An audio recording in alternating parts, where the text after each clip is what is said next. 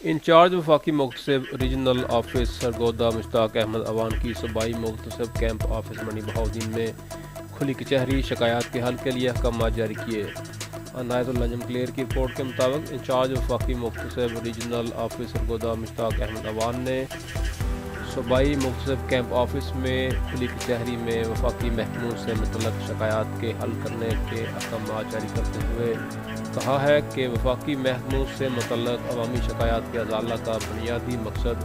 عام لوگوں کو ان کی دہلیز پر ہی انصاف مہیا کرنا ہے۔